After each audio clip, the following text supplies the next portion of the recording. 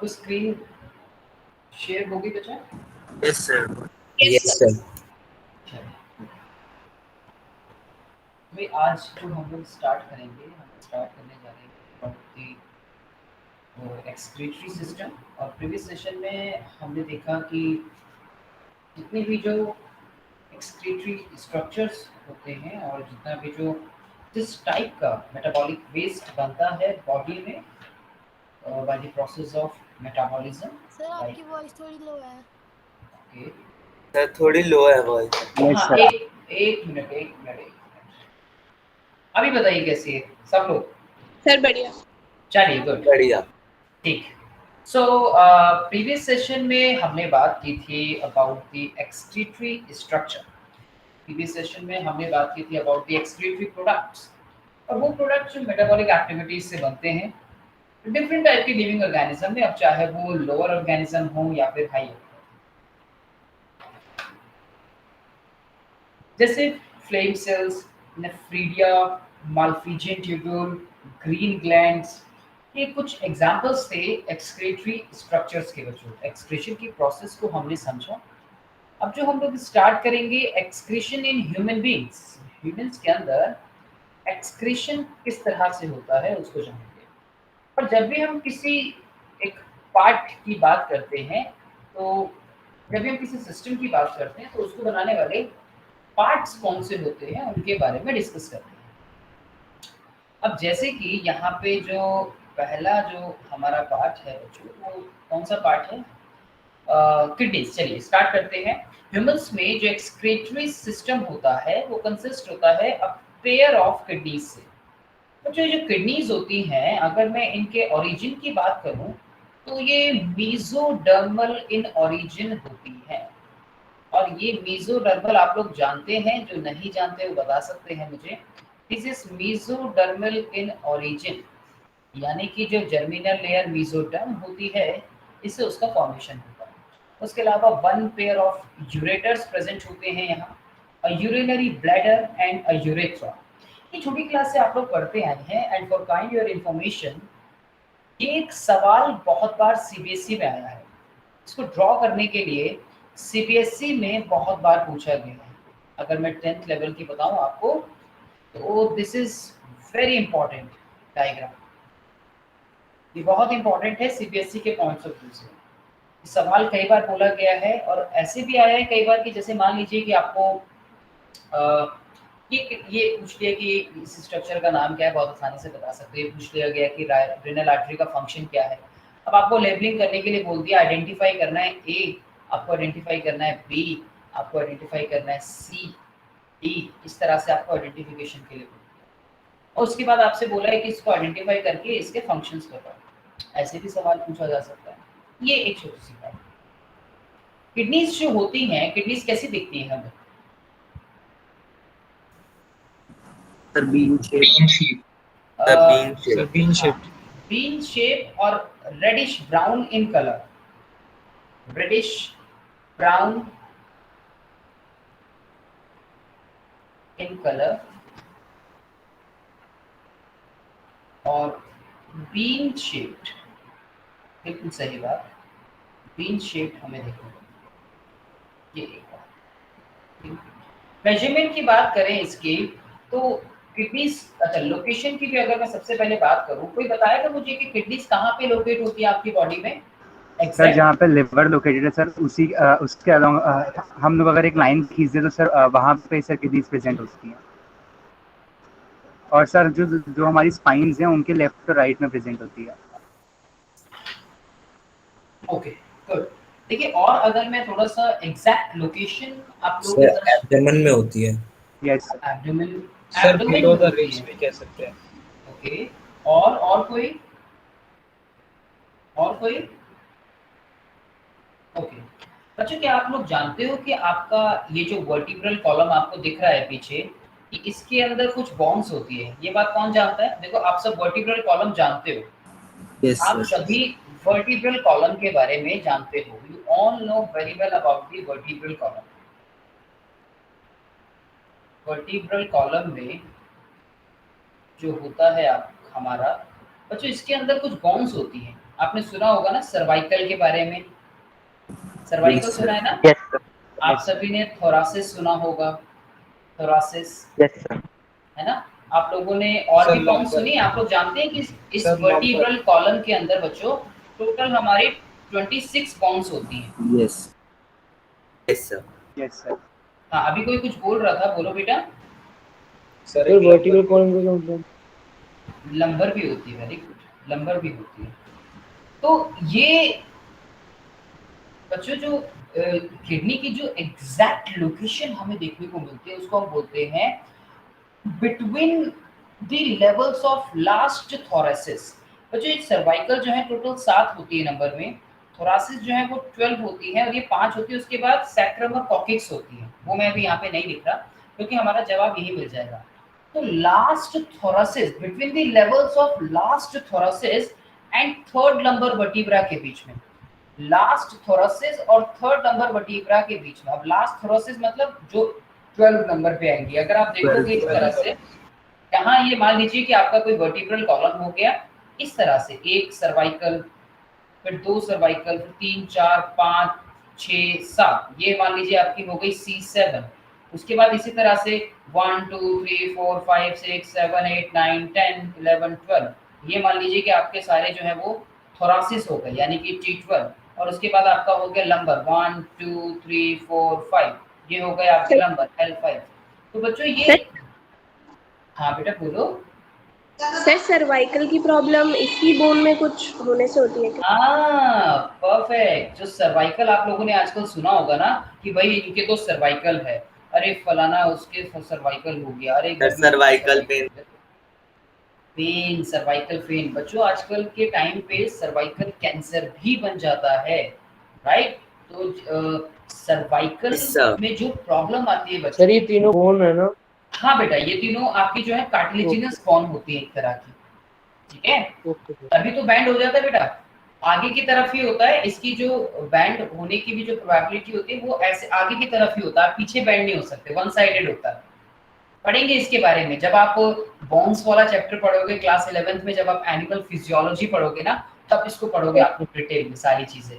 अभी सिर्फ छोटी सी बात मैं आपको यहाँ पे बता रहा था कि इसकी पोजीशन कहाँ पे होती है। हाँ सर्वाइकल की प्रॉब्लम होती है, आम है इन दिनों में, बिकॉज ऑफ द पोस्चर अगर आपका सही नहीं रहेगा तो सर्वाइकल में, लंबर में, थोरासिस में प्रॉब्लम आ सकती है बच्चों। तो सही पोस्चर होना बहुत जरूरी है। झुक के ज्यादा बैठते हैं लोग आजकल, झुककर ज्यादा चलने लगे हैं। उस जो वर्क आप काम किस तरह से कर रहे हो, वर्टिब्रल कॉलम का सही तरह से यूज कर रहे हो नहीं कर रहे, बहुत मैटर करता है। इसलिए बोला जाता है आपको कि बिल्कुल सीधे बैठिए। अगर आप टेबल पे बैठे हैं, आप खुद का भी एग्जांपल ले सकते हो। आप कहीं बैठे हो, आप बैठे धीरे धीरे झुक जाते हो, झुकते झुकते आपकी नेक जो है वो डाउन हो जाती है, बहुत ज्यादा टाइम तक ऐसा पीठ सीधी करके बैठना चाहिए।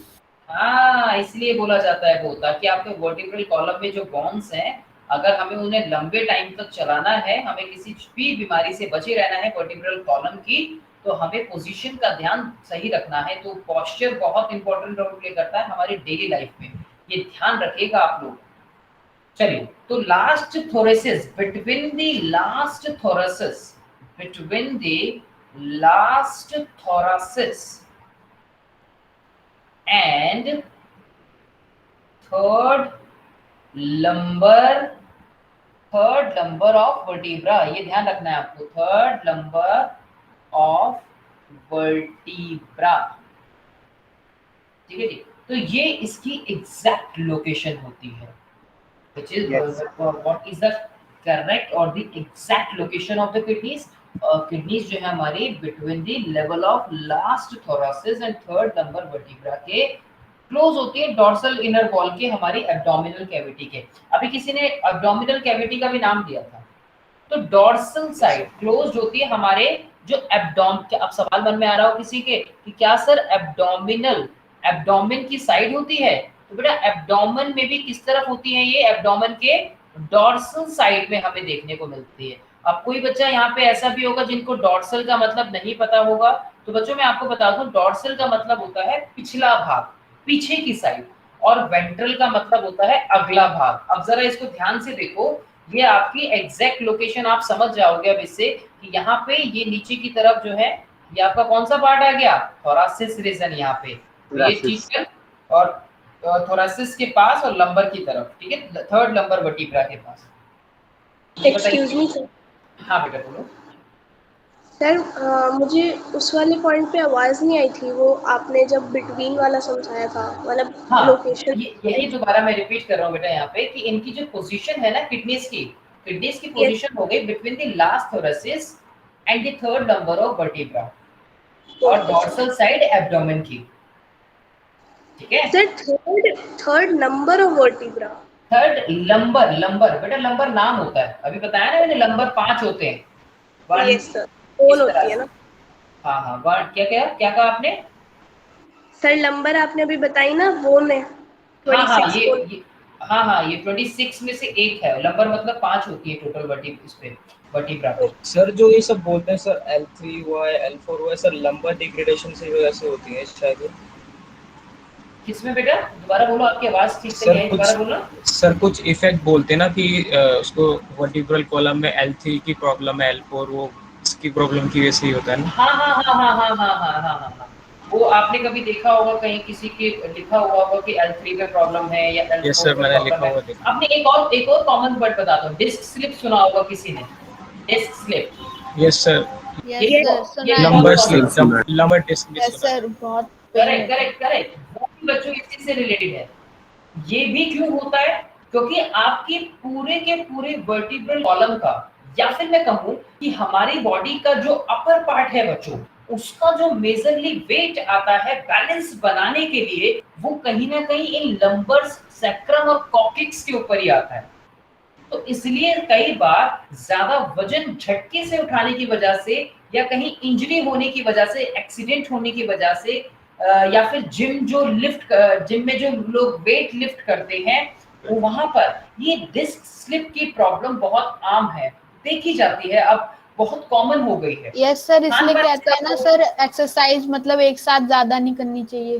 ये सब बहुत पहले problem वार्म अप होती है। करना चाहिए। वार्म अप करना चाहिए, बिल्कुल। और जब आप वेट लिफ्ट करते हैं तो वेट लिफ्ट करते हुए बेल्ट बांधनी चाहिए आपको, जैसे Yes, कि sir, आपका और ये sir vertebral lower yes sir, ताकि वर्टिब्रल पोस्चर बना रहे थोड़ा। पोस्चर यस सही बना सर, रहे। और सर मुंह पे वो गम भी लगा के रखते हैं सर, जिससे मुंह से जब ब्लड निकलता है तो वो बाहर ना निकले। बाहर ना निकले। Very good. तो ये सर चीजें हमें देखने सर ये वर्टिब्रल का सर मतलब जो स्पेसिफिक मीनिंग क्या है? बेटा वर्टिब्रल आपने क्लास 9th में चैप्टर पढ़ा है, एनिमल डाइवर्सिटी। यस सर, मतलब वो बोन से रिलेटेड था वैसे। हाँ बेटा, बोन से रिलेटेड है। नोटोकॉर्ड पढ़ा होगा, नोटोकॉर्ड। बेटा कॉर्डेट्स होते हैं ना, chordates. Yes sir, yes sir. Chordates में जो नोटोकॉर्ड होती है वो वर्टिब्रल कॉलम में चेंज हो जाती है, कुछ कॉर्डेट्स में। यस। तो वर्टिब्रेट्स की आप 5 क्लास पढ़ते हो, एप्स हो गए, मैमल्स हो गए। Yes sir, fishes. करेक्ट। तो बेटा वी आर वर्टिब्रेट्स, जिसमें वर्टिब्रल कॉलम होता है, ठीक ओके। है। All vertebrates are chordates, but all chordates are not vertebrate. ये बात ध्यान रखिएगा। ये बात आपने पढ़ी भी होगी क्लास 9th में, कि जितने भी जो कॉर्डेट्स होते हैं वो सारे वर्टिब्रेट्स नहीं होते, लेकिन सारे वर्टिब्रेट्स कॉर्डेट्स जरूर होते हैं। किसी को याद आई ये बात? Yes sir. Yes sir. तो बेटा ये एक जो छोटी सी जिफ है, ये आपको यही दिखाने के लिए मैंने लगवाई है, जिससे कि आप समझ सके इसकी एक्चुअल पोजीशन को। कई बार मैंने बच्चों से पूछा है कि बेटा ऑफलाइन क्लास में, मैंने कहा जरा हाथ लगा के बताओ कि किडनीज की लोकेशन कहाँ है, तो पता है कहाँ बताते हैं? Lateral side. सही बता रहा हूँ, ज्यादातर बच्चे लेटरल साइड बताते हैं इसको, लेकिन एग्जैक्ट लेटरल साइड हमें देखने को नहीं मिलती, थोड़ा सा डॉर्सल साइड हमें देखने को मिलती है, ठीक है। अब बताओ ये कहीं डॉर्सल साइड आपको लग रहा है कि ऐसे लेटरल साइड होगी? लेटरल मतलब जो साइड्स होते हैं, ज्यादातर No, बच्चे sir. पता है कहाँ बताते हैं? यहाँ बताते हैं किडनीज को। कहीं आप में से भी ऐसे होंगे जो समझते होंगे कि यहाँ पे किडनीज है, साइड में, इंटेस्टाइन के साइड वाला रीजन। तो एग्जैक्ट वो वाली लोकेशन इसकी नहीं होती, ये ध्यान रखिएगा। आगे बच्चों थोड़ी सी और बात करते हैं किडनीज के बारे में, कि रेडिश ब्राउन बीन शेप। अच्छा वो चीज समझ आई सबको वो समझ आया? सर तो सब Yes, समझ। sir. Yes sir disc slip का मतलब कोई हड्डी टूट जाती बेटा है? डिस्क इज लाइक, वो डिस्क शेप्ड होती है बेटा, जो कॉक्सिक्स और सैक्रम की बात कर रहा हूँ ना मैं नीचे, तो वो शेप वैसी होती है। तो उसका स्लिप हो जाना मतलब उसका अपनी पोजीशन से हट जाना, उसको Okay, बोलते हैं थोड़ी- डिस्क स्लिप होना। अब मान लीजिए कि अब कोई इंडिविजुअल कहीं पे खड़ा हुआ है, कोई इंडिविजुअल वो यहाँ पे खड़ा हुआ है और यहाँ से वो उसका मान लीजिए वो फिसल गया, फिसलने से हमने बोला कि यार अरे यार ये तो स्लिप हो गया, स्लिप होके बेचारा यहाँ पे आ गया। वो कुछ ऐसा ही समझिए कि वो जो नीचे बॉर्न होती है वो एक उसकी पोजीशन से उसका हट जाना, स्लिप हो जाना। अब वो वेट लिफ्ट से की वजह से हो सकता है, वो किसी इंजरी की वजह से, मान लीजिए कोई गिर गया, कोई डाउन स्टेयर्स आ गया सीधा, वो तब हो गया, कोई खड़ा खड़ा गिर गया तब हो गया, कोई एथलीट सर है। ज्यादातर सर जो थोड़े एजेड हो जाते हैं सर उनको प्रॉब्लम होती है ना। इसलिए होती है बेटा क्योंकि बोन्स एज के साथ साथ थोड़ा सा कमजोर होने लगती है। तो सर इससे तो कोई नस वस भी दब सकती है ना नस नर्व सर, जब ऐसे स्लिप हो जाएगी बिल्कुल हो अपनी सकती है बेटा, बिल्कुल हो सकती है। कितनी नर्व से रिलेटेड कितनी प्रॉब्लम्स होती है, कितनी इंजरीज ऐसी होती है जो लोगों को लाइफ टाइम के लिए व्हील चेयर पे ले आती है। बहुत इंजरीज ऐसी होती है, कोई नर्व्स ऐसी दब जाती है, कंप्रेस हो जाती है, जिसको वापस से ठीक करने में कई साल लग जाते हैं थेरेपी से ठीक करते करते। इवन कई बार तो कोई कोई नर्व इस तरह से कंप्रेस हो जाती है कि लाइफ टाइम वो ठीक नहीं हो पाती। Okay sir. बिल्कुल हो सकता है, तो ये चीज ध्यान रखिए। तो 10 to 12 सेंटीमीटर हमें लेंथ देखने को मिलती है इसकी, 5 to 7 सेंटीमीटर विड्थ होती है और 2 to 3 सेंटीमीटर थिकनेस होती है। थोड़ी सी कंफ्यूजन। एवरेज वेट एक एडल्ट में 120 से 170 ग्राम देखा जाता है किडनीज का, and that is the main organ of the human excretory system, we all know that. और क्या इसके अलावा और भी ऑर्गन्स होते हैं? तो बिल्कुल होते हैं। एक्सक्रीटरी ऑर्गन और भी है हमारी बॉडी में, स्किन हुआ, लंग्स हुए, लिवर हुआ, लेकिन ये हमारी बॉडी का एक मेन ऑर्गन होता है जो एक्सक्रीटरी सिस्टम का अपना रोल प्ले करता है। बच्चों फिगर आपको देखने को मिल रही होगी, यहाँ कुछ पार्ट्स दिखाए गए हैं। ये एक किडनी है बच्चों, ये एक सेक्शनल व्यू है, लॉन्गिट्यूडनल सेक्शन। आप जानते हैं कि एलएस और टीएस में क्या डिफरेंस होता है, मैंने आपको पहले भी बताया था। एक लॉन्गिट्यूडनल सेक्शन, हमने किसी चीज को लंबा कट किया है, इस तरह से कट किया है, और एक ट्रांसफर सेक्शन वो होता है जब हम किसी चीज को इस तरह से कट करते हैं। ये टीएस होता है, ये एलएस को शो करता है। किसी को कोई भी इसमें दिक्कत नहीं होनी चाहिए। बच्चों यहाँ दो चीजें हमें देखने को मिलती हैं इसके अलावा, जब ह्यूमन एक्सक्रीटरी सिस्टम की हम लोग बात करते हैं कि ये एक प्राइमरी एक्सक्रीटरी ऑर्गन है ह्यूमंस में, ये आपको बात पता होगी। लोकेटेड कहाँ होती है ये भी मैंने आपको बता दिया। ये डिवाइडेड होती है 3 पार्ट्स में बच्चों। इसके 3 मेन रीजन होते हैं। The number 1 is the renal cortex. This is the renal cortex. बच्चों कॉर्टेक्स कोई भी वो पोर्शन होता है जिसको हम एक आउटर पार्ट बोलते हैं। जब आप किसी चीज का ट्रांसफर सेक्शन करें या जब आप किसी चीज का लॉन्गिट्यूडनल सेक्शन करें, जब आप उसकी एनाटॉमी की स्टडी करते हैं तो आपको उसमें एक कॉर्टेक्स रीजन और एक मेड्यूला रीजन जो है वो देखने को मिलता है। यहाँ पर भी जब हम इसके डिवीजन करते हैं, जब हम इसका प्रोसेक्शन करते हैं, तो यहाँ रिनल कॉर्टेक्स एक लेयर देखने को मिलती है जो कि एक आउटर लेयर होती है। इसी तरह से अगर मैं आपके ब्रेन का अगर मैं डायसेक्शन करता हूं या उसका मैं लॉन्गिट्यूडनल सेक्शन करता हूं या फिर मैं उसका ट्रांसफर सेक्शन करता हूं, तो वहां पर भी मुझे कॉर्टेक्स रीजन और मेड्यूला रीजन जो है वो देखने को मिलेंगे। तो मेड्यूला और कॉर्टेक्स जो है वो इस तरह से रीजन हमें देखने को मिलते हैं। इसी तरह से एक होता है मेड्यूला, क्या बताया था?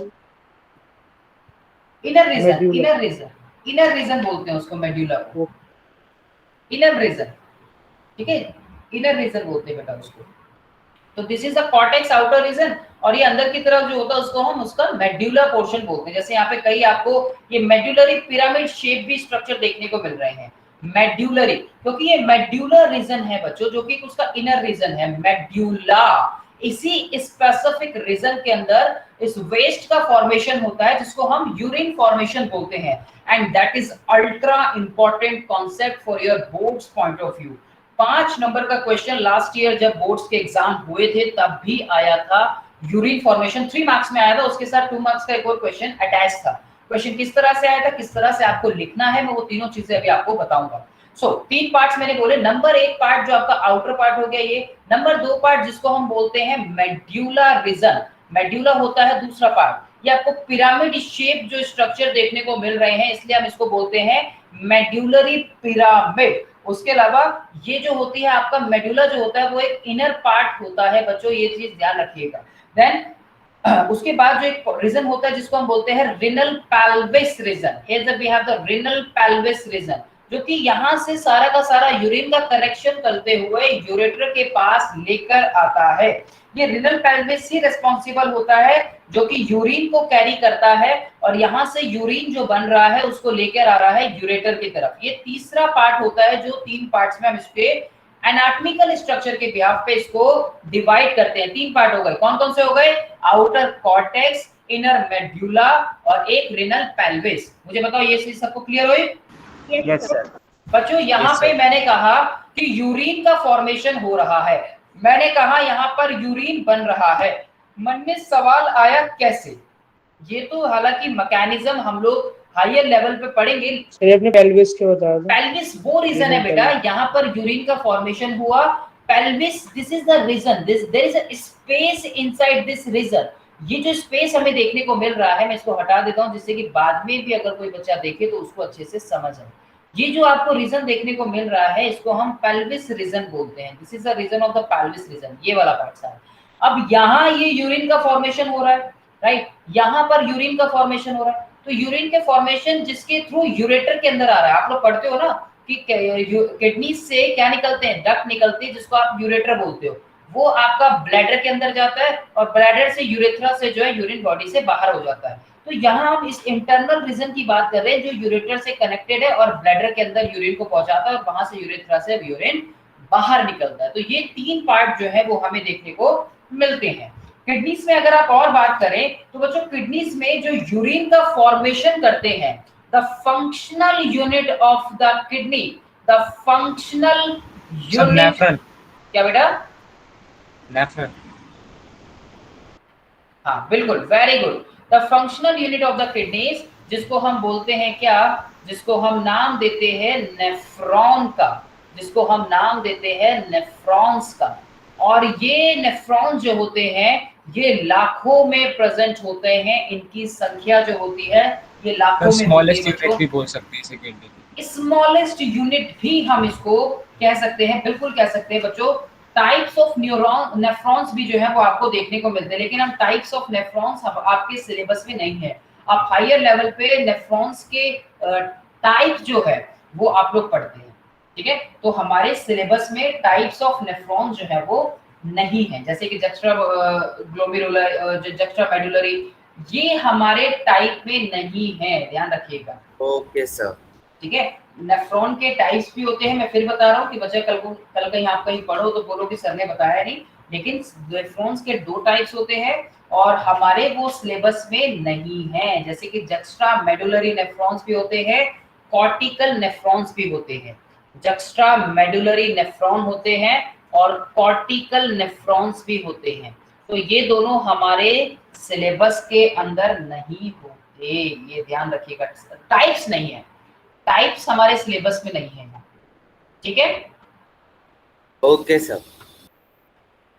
सो अब मैं कहाँ प्रेजेंट होते हैं नेफ्रॉन्स? मेडुला में। मैंने क्या बताया अभी कि यहाँ पे यूरिन का फॉर्मेशन हो रहा है, और यूरिन का फॉर्मेशन कौन करता है? यूरिन का फॉर्मेशन करता है कौन? जो किडनी के लिए काम कर रहा है। किडनी के लिए काम कौन करता है? नेफ्रॉन। नेफ्रॉन यानी कि क्या करता है? ये यूरिन फॉर्मेशन में अपना रोल प्ले करता है, ध्यान रखिएगा, ठीक है? ये यूरिन के फॉर्मेशन में अपना रोल प्ले करता है। तो डिवीजन मैं क्या बताऊंगा आपको कि जक्स्ट्रामेडुलरी नेफ्रॉन और कॉर्टिकल नेफ्रॉन का डिवीजन हम क्यों करते हैं। बच्चों और समझिए जरा, एक किडनी में लगभग आपकी जो किडनीज होती हैं उसमें आपके लाखों के नंबर जो है वो प्रेजेंट होते हैं। एक kidney nearly 1 million complex tubular structure को कंटेन करती है। लगभग each kidney has 1 million nephrons जो है वो प्रेजेंट होते हैं। सोचिए, दोनों किडनीज में लगभग 2 से 2.5 लाख नेफ्रॉन्स जो है वो प्रेजेंट होते हैं। ये नेफ्रॉन्स के नंबर हैं। अल्ट्रा माइक्रोस्कोपिक, सब छोटा माइक्रोस्कोपिक जो है वो स्ट्रक्चर होता है, वो नैनो माइक्रोस्कोपिक हम बोल सकते हैं, बहुत छोटा स्ट्रक्चर होता है। इसको हम फंक्शनल यूनिट ऑफ किडनीज के नाम से भी जानते हैं। This can be also framed as a question. तो ये एक किडनी में इतने नंबर्स हमें इसके देखने को मिलते हैं। नेफ्रॉन के 2 मेजर पार्ट्स होते हैं। नेफ्रॉन्स को जब हम डिवाइड करते हैं तो नेफ्रॉन के 2 मेजर पार्ट होते हैं। नेफ्रॉन पार्ट्स, कौन कौन से? दो मेजर पार्ट्स होते हैं बच्चों। एक जो होता है जिसको हम बोलते हैं ग्लोमेरुलस, बोलेंगे मेरे साथ, कौन सा पार्ट होता है? ग्लोमेरुलस। बच्चों ये ग्लोमेरुलस जो है ये मेन पार्ट है, ग्लोमेरुलस। और दूसरा जो पार्ट होता है उसको हम बोलते हैं क्या? Renal tubule, renal tubule. बच्चों ये जो रीनल वर्ड आया है ना, ये रीनल वर्ड किडनीज से रिलेटेड आया है। इससे रिलेटेड करता है, ये किडनीज से रिलेटेड है बच्चों। इसी तरह से जैसे यहाँ पे आप देखोगे कि यहाँ आपको एक वर्ड मिलेगा रीनल आर्टरी, यहाँ पे आपको एक वर्ड मिला रीनल आर्टरी, यहाँ पे आपको एक वर्ड बना रीनल वेन। बच्चों यानी यहाँ रीनल का क्या मतलब है? जो रीनल का मतलब होता है बेटा, यानी वो आर्टरी जो किडनीज के पास लोकेटेड है उसको बोलते हैं रीनल आर्टरी। जिस तरह से यहाँ पर भी आपको डायग्राम में देखने को मिलेगा। जैसे हार्ट में पल्मोनरी, जैसे हार्ट में पल्मोनरी की आप बात, जैसे आपने पल्मोनरी पढ़ा था बिल्कुल, तो ये आपका रीनल आर्टरी यहाँ सर ये किडनी से रिलेटेड है। हाँ बेटा, बेटा रीनल का मतलब होता है किडनी, ठीक है? Okay sir. Renal means kidney, और वेन और आर्टरी तो आप लोग जानते ही हो, ठीक है? तो ये इस तरह से हमें देखने को मिलता है, ठीक है जी। ये एक बात। और जो इसके अलावा आपका जो ग्लोमेरुलाई होता है, ग्लोमेरुलाई एक तरह से बहुत बड़ा गुच्छा होता है। This is a tuft of capillaries. अभी समझाऊंगा आगे, जब मैं आपको इसमें समझाऊंगा डायग्राम के अंदर नेफ्रॉन का स्ट्रक्चर। और जबकि जो रीनल ट्यूब्यूल्स होती है ये आगे कनेक्टेड होती है एक स्ट्रक्चर से जिसको हम बोलते हैं Bowman's capsule. Bowman's capsule is a cup shape like structure. Bowman capsule के साथ ये अटैच्ड होती है। अभी मैं आपको एक डायग्राम दिखाऊंगा जिससे आपको और भी अच्छे से ये क्लियर हो जाएगा। और जब ग्लोमेरुलस और बाउमेन कैप्सूल मिलता है, जब ग्लोमेरुलस प्लस बाउमेन कैप्सूल जब आपस में मिलते हैं, बाउमेन्स कैप्सूल जब आपस में मिलता है, तो इस स्ट्रक्चर को हम बोलते हैं माल्फिजियन ट्यूबॉडी। इस स्ट्रक्चर को हम बोलते हैं माल्फिजियन बॉडी, या फिर रीनल कॉर्पस्कल का नाम भी इसको दिया जाता है, और रीनल कॉर्पस्कल भी हम इसको बोलते हैं, रीनल कॉर्पस्कल्स, ठीक है जी। ये एक नाम इसमें देखने को मिलता है बच्चों। ये जिस बॉडी है, हाँ माल्फिजियन बॉडी पार्ट होता है ना बेटा, पार्ट को बोलते हैं बॉडी, तो उसका जो पार्ट हो गया उसको बॉडी भी बोलते हैं, ठीक है? Yes sir. आप देखिए जरा, ये छोटी सी जिप किस तरह से दिखा रहा है आपको, ये कि एक तरफ से आ रहा है और दूसरी तरफ से फिल्टर होके जा रहा है। देखो एक तरफ से आ रहा है ना, ये जो भी आपका जो ब्लड आ रहा है, भाई आसान शब्दों में किडनी का काम क्या है बेटा? किडनी का यही तो काम है कि ब्लड को फिल्टर करना। क्यों? क्योंकि ब्लड के अंदर ही आपके सारे टॉक्सिक और नॉन टॉक्सिक सब्सटेंसेस प्रेजेंट होते हैं। आपकी बॉडी के जितने भी जो मैक्सिमम टेस्ट होते हैं बच्चों, जांच जो होती है बॉडी की, वो ब्लड से ही होती है। चाहे किसी हार्मोन की जांच हो, या फिर किसी सेल की जांच हो, किसी टिश्यू की जांच हो, मैक्सिमम नंबर ऑफ टेस्ट, किसी फैट की जांच हो, किसी प्रोटीन की जांच हो, किसी एलिमेंट की जांच हो, मैक्सिमम नंबर ऑफ टेस्ट जो है आपकी बॉडी के, वो ब्लड से ही काउंट होते हैं। जिस तरह से जिफ में दिखाया गया है कि यहाँ से गंदा खून जो है वो बॉडी की किडनीज के अंदर जा रहा है, और यहाँ ये नेफ्रॉन्स प्रेजेंट हैं बच्चों अंदर। ये मेडुलरी पिरामिड स्ट्रक्चर है, ये इनर स्ट्रक्चर है, ये आउटर स्ट्रक्चर है जिसको कॉर्टेक्स का नाम दिया जाता है, ये इनर स्ट्रक्चर है जिसको मेडुलरी पिरामिड का नाम दिया जाता है, या फिर मेडुला रीजन भी बोलते हैं। और यहाँ से नेफ्रॉन्स अपना काम कर करके फटाफट से ब्लड को जो है वापस से भेज रहे हैं, और वो वापस जो इसेंशियल सब्सटेंसेस हैं वो आपकी बॉडी के अंदर चले जाते हैं। और आसान शब्दों में समझाता हूँ कि ये होता कैसे। बाई डायरेक्शनल होता है, बाई डायरेक्शनल, हाँ मतलब देखने को मिलता है ना, एक से जाता है और एक से आता है। वो होते हैं ना, एक रेनल आर्टरी होती है और रेनल वेन होती है। But this is very important, ध्यान रखना, this is very important. Excretion वाला जो ह्यूमंस का जो पार्ट है, सीपीएससी पॉइंट ऑफ व्यू से ये अल्ट्रा इंपॉर्टेंट कॉन्सेप्ट है, 5 स्टार है। ये 2020 में भी यूरिन फॉर्मेशन का कॉन्सेप्ट 3 मार्क्स का पूछा गया था, ये ध्यान रखिएगा, जो आपके एग्जाम में भी वापस से जरूर बन सकता है। Formation of urine by nephron, मैं आपको बहुत आसान शब्दों में यूरिन का कॉन्सेप्ट समझाने जा रहा हूं कि यूरिन का फॉर्मेशन कैसे होता है आपकी बॉडी के अंदर। देखो बच्चों, आपकी बॉडी में हर एक किडनी कंटेन करती है मैनी फिल्ट्रेशन यूनिट, जिसको आप नेफ्रॉन्स का नाम देते हो। Nephrons are made up of the cluster of some capillaries, यहाँ बहुत सी कैपिलरीज प्रेजेंट है, जिसको हम क्या बोलते हैं, ग्लोमेरुलस का नाम देते हैं। Now what is glomerulus? This is a tuft of capillaries, this is a tuft of capillaries. Tuft का मतलब समझते हैं आप लोग? टफ्ट ऑफ कैपिलरी, गुच्छा, एक तरीके से कैपिलरीज का बहुत मोटा गुच्छा। यहाँ जो रीनल आर्टरी आपको दिख रही होगी, रीनल आर्टरी, अच्छा चलो बाकी भी छोड़ देता हूँ, अभी इसको होल्ड कर रहा हूँ, आगे आता हूँ। ग्लोमेरुलाई के नीचे ये एक कप शेप लाइक स्ट्रक्चर आप लोगों को देखने को मिल रहा है। This is a cup shape like structure and this cup shape like structure is called Bowman's capsule. क्या बोलते हैं इसको? बोलो, क्या सबको मेरी आवाज आ रही है? Yes, sir. शांत Yes, कैसे हो? sir. शांत Capsule. इतना शांत कैसे हो? इतनी जल्दी खो गए क्या टॉपिक में? बिल्कुल देखते रहो, यस और नो भी करते रहो। चलिए, तो ये एक बॉमन कैप्सूल हो गया। अभी मैंने आपको एक पार्ट बोला था बच्चों, माल्फिजियन बॉडी। मैंने कहा था कि जब ग्लोमेरुलाई बनता है किसके साथ, जब ग्लोमेरुलाई फिल्ड होता है आपका किसके साथ, तो हम उसको बोलते हैं क्या, माल्फिजियन बॉडी का नाम देते हैं। करेक्ट। सो अब क्या होगा इसमें, होगा ये कि जो यहाँ पर रीनल आर्टरी है, renal artery brings the oxygenated blood. यहाँ कैसा ब्लड जाएगा, यहाँ पे ऑक्सीजनेटेड ब्लड। बच्चों अब आपने पढ़ा है कि ऑक्सीजनेटेड ब्लड यानी कि ये जो ब्लड इसके अंदर जाएगा ना, यहाँ सारी चीजें होगी। जब रीनल आर्टरी से ब्लड यहाँ पे पहुंचेगा, तो रीनल आर्टरी जब ब्लड को लेके जा रही है, तो यहाँ पे क्या क्या प्रेजेंट होगा ब्लड में, ये जानना बहुत इंपॉर्टेंट है। तो इसके पास बहुत सारे नाइट्रोजनस वेस्ट होंगे। क्या आप मुझे बता सकते हैं कि आपकी बॉडी के नाइट्रोजनस वेस्ट कौन कौन से होते हैं? तो आपका जवाब आएगा अमोनिया। अमोनिया। लेकिन हमारे बॉडी में we are not ammonia. Ammonia जो है वो कन्वर्ट हो जाता है किसमें, यूरिया के अंदर। We are not aquatic organism. Aquatic organisms में अमोनिया कन्वर्ट नहीं होता।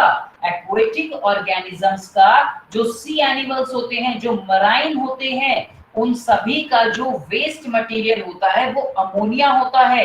And ammonia is a most toxic material या एक्सक्रीटरी मटेरियल, और उसको अमोनिया को बॉडी से एक्सक्रीट आउट करने के लिए सबसे ज्यादा अमाउंट में वाटर की रिक्वायरमेंट होती है।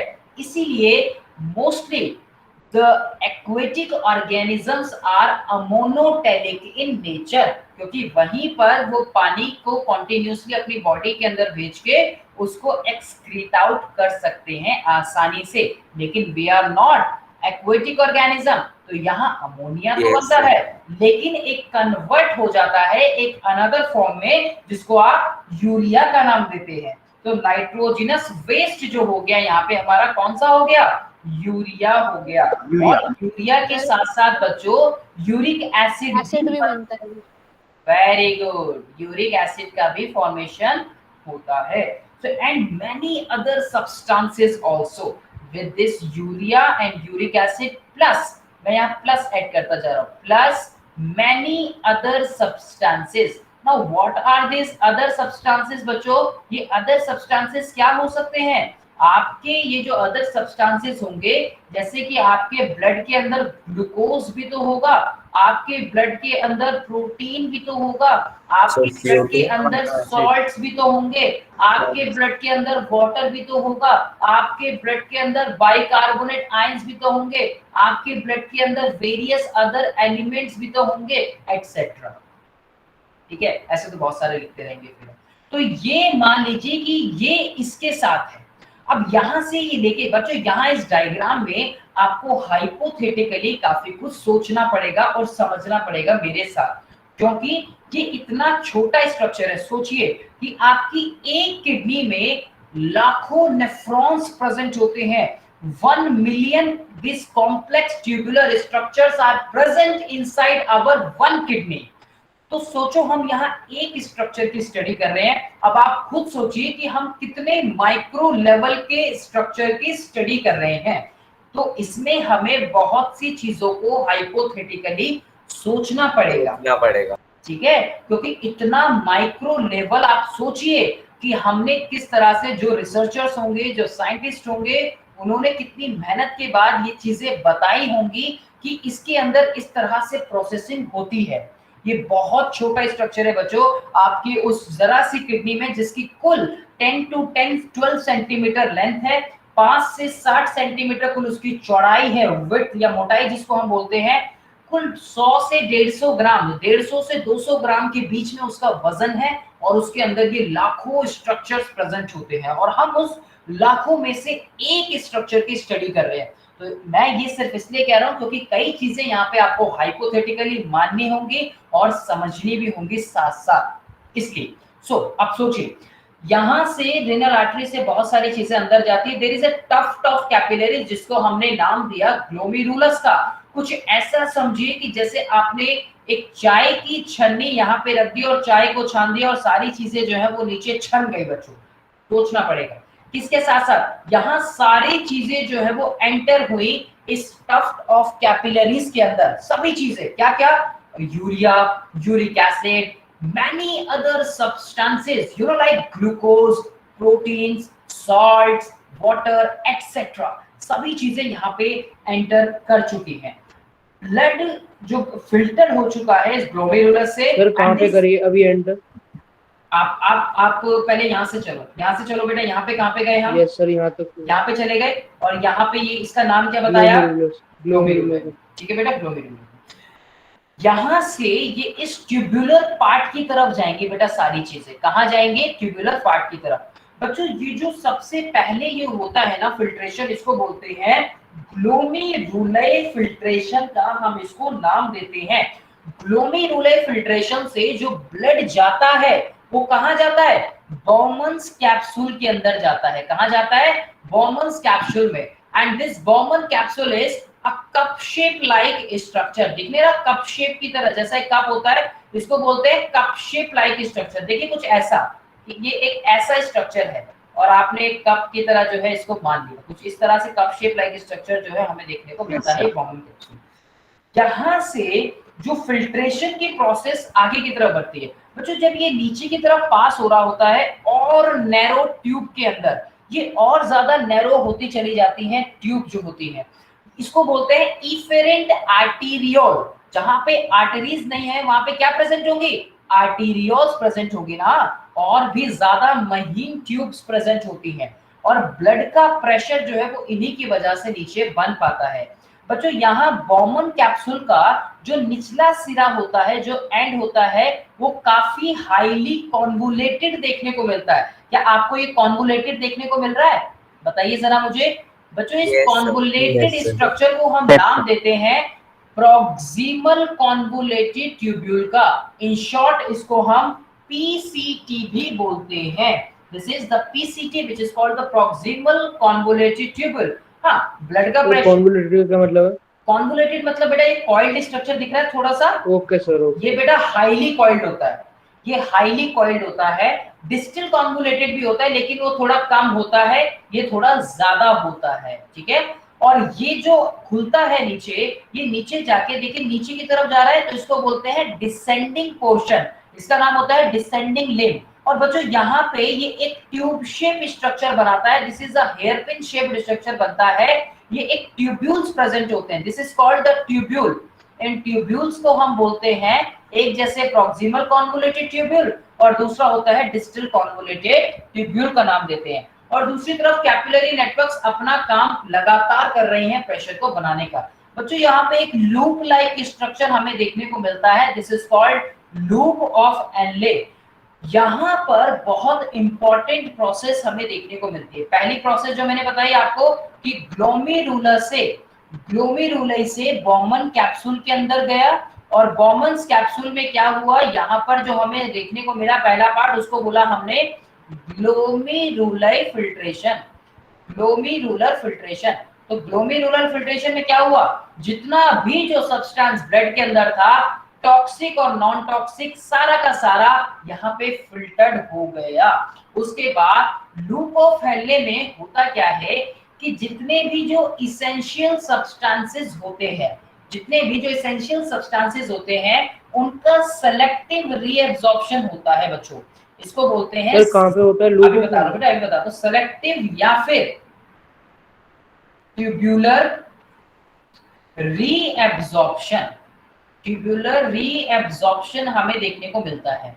अब देखिए ट्यूब्यूल्स कहाँ प्रेजेंट है बेटा, ट्यूब्यूल्स कहाँ प्रेजेंट है, यही तो ट्यूब्यूल है जिसको मैंने हेनले लूप बोला बच्चों। इस ट्यूब्यूलर पोर्शन में selective, now what is the mean of selective here? Selective means कि आपकी बॉडी के लिए ग्लूकोज बहुत जरूरी है, आपकी बॉडी के लिए प्रोटीन्स बहुत जरूरी है, आपकी बॉडी के लिए लिमिटेड अमाउंट ऑफ सॉल्ट्स बहुत जरूरी है, आपकी बॉडी के लिए वाटर बहुत जरूरी है, आपकी बॉडी के लिए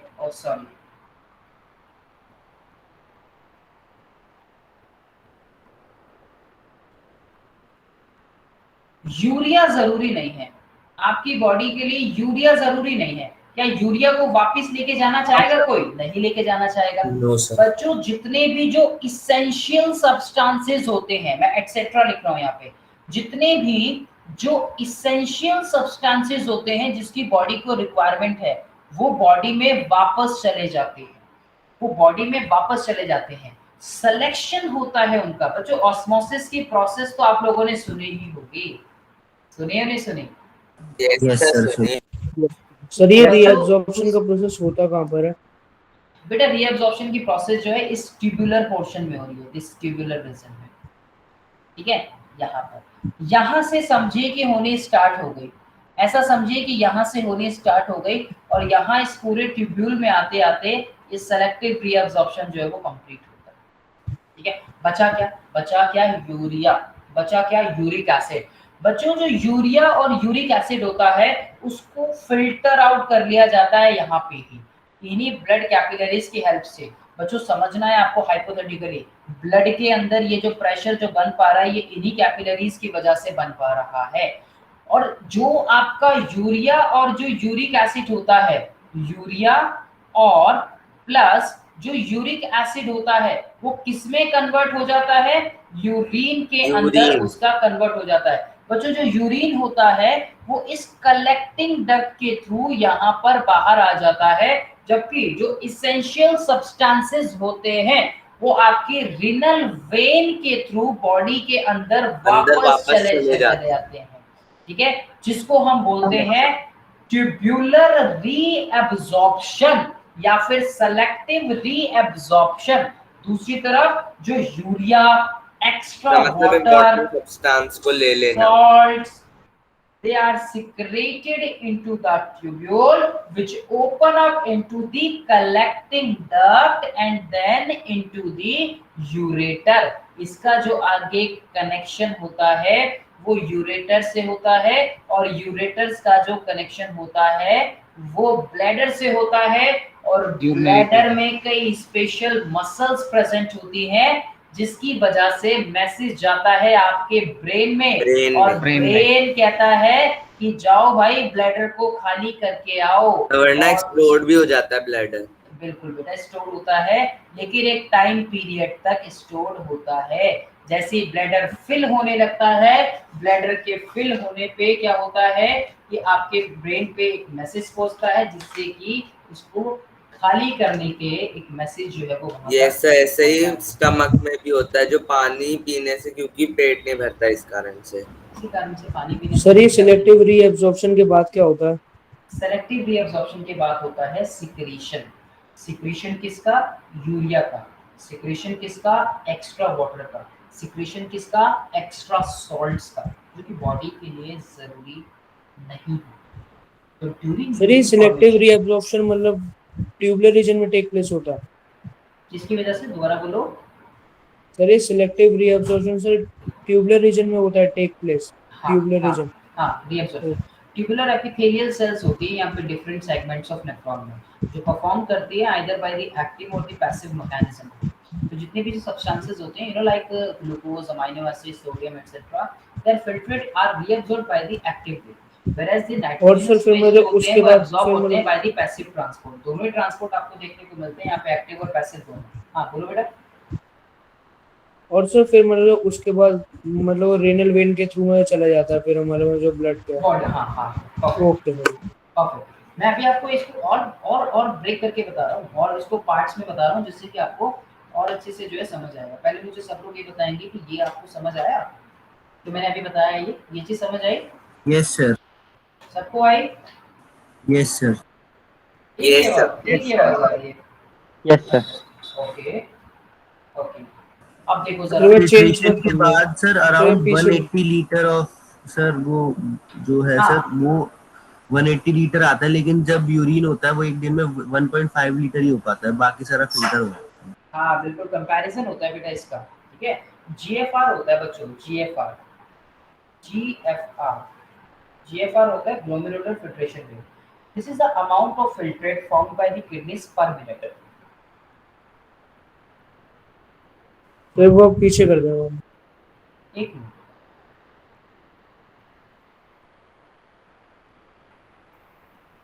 amount of the filtrate formed by the kidneys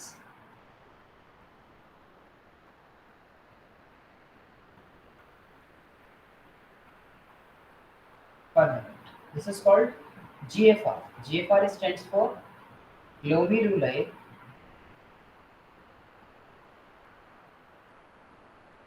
filtration rate, तो बोलते हैं ग्लोमेरुलर फिल्ट्रेशन।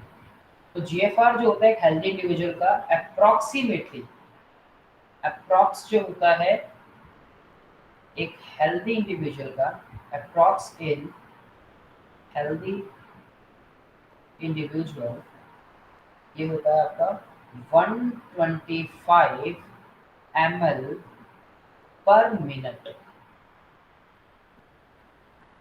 ठीक है जी, ठीक है। किसके अकॉर्डिंगली? 180 लीटर के अकॉर्डिंगली, ठीक है। किसने पूछा था ये? Yes sir. Yes, sir. Yes clear? Yes sir. इसको बोलते हैं बेटा इस तरह से। ये जीएफआर होता है, ये हमारा 125 ml पर मिनट होता है। नीचे जी पिछली स्लाइड, एक मिनट बेटा,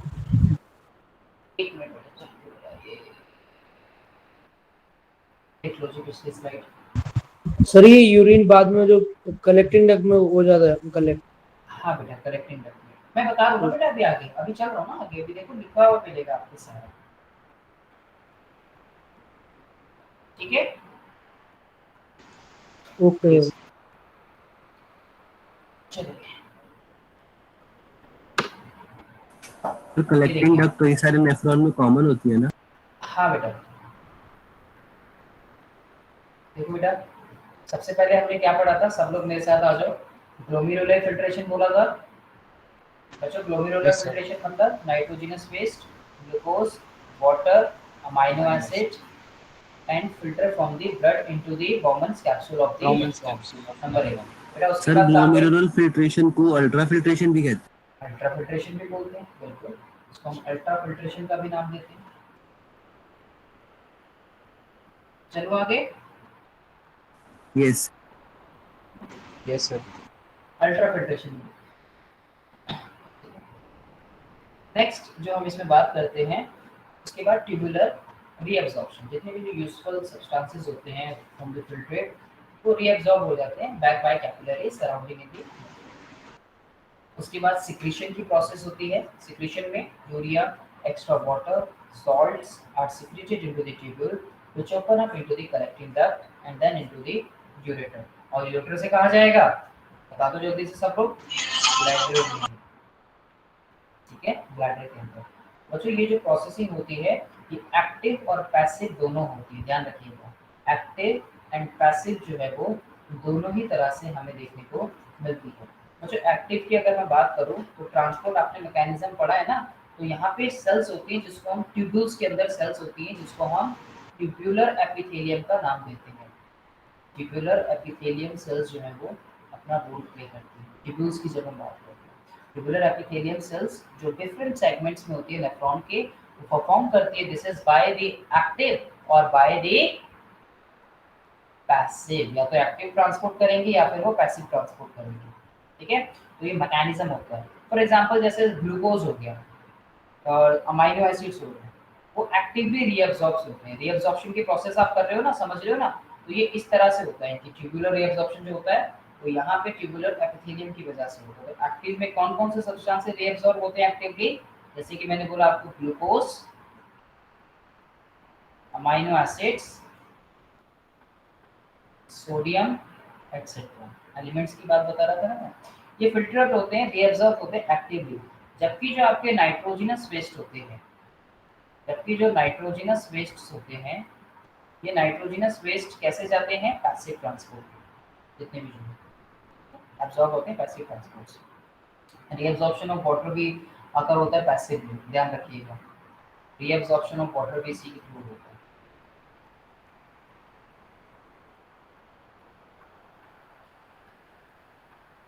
वो भी इसी के थ्रू हमें देखने को पैसिव ट्रांसपोर्ट।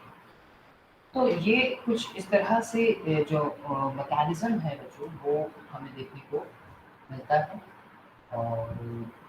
और मैकेनिज्म ये हमें समझाता है जियोटर के बारे में। बहुत से हार्मोन्स यहाँ अपना रोल प्ले करते हैं, बहुत सी प्रोसेसिंग होती है जिसको आगे हम लोग क्लासेस में डेफिनेटली पढ़ेंगे, ठीक है। Is that clear to everyone? सबको क्लियर है प्रोसेस? Yes sir. सबको क्लियर? Yes sir. सबकी आवाज नहीं है? Yes, sir. सो गए हैं आज या फिर बोर हो Yes, गए? sir. अच्छा, कौन कौन बोर हो गया आज? कोई नहीं। इतना अच्छा टॉपिक में कैसे हो सकते हैं?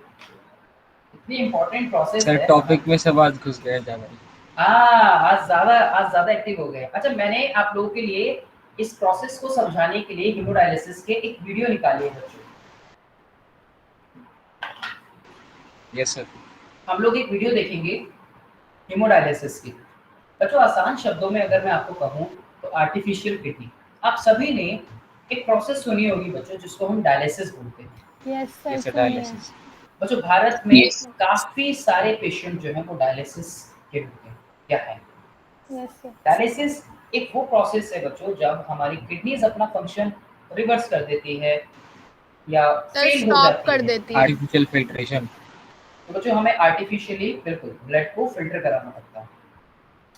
ठीक है, डायलिसिस से इंडिविजुअल लाइफ टाइम तक जिंदा नहीं रह सकता। और एक बार अगर किडनीज खराब हो जाए तो उसको ठीक करने के लिए कोई हमारे पास ऑप्शन नहीं होता सिवाय ट्रांसप्लांटेशन के। सर किडनी बड़ी छोटी होने से कोई दिक्कत नहीं होती ना? किडनी बड़ी छोटी होने से भी दिक्कत नहीं होती बच्चों। कई बार आपकी बॉडी में किडनीज एक से ज्यादा भी होती हैं और कई बार आपकी बॉडी में किडनी एक भी होती है। ये बात आप लोग जानते सर हैं? एक से ज्यादा? एक से ज्यादा सर। दो से ज्यादा? हाँ? दो क्या आप लोग ये बात जानते हो? सर दो से ज्यादा बोला सॉलिटरी आपने? किडनी के बारे में किसी ने सुना है? सर एक पेयर से ज्यादा होंगी ना? नहीं बच्चों, कई बार क्या होता है, person may be born with one kidney, person born with one kidney. बच्चों, जब कोई पर्सन बोर्न होता है वन किडनी के साथ, उसको बोलते हैं रेनल एजेनेसिस। Renal agenesis. बच्चों, एजेनेसिस का मतलब होता है फॉर्मेशन ना होना। क्या ऐसे इंडिविजुअल की लाइफ में कोई इम्पैक्ट पड़ता होगा? सबसे पूछना चाहूंगा।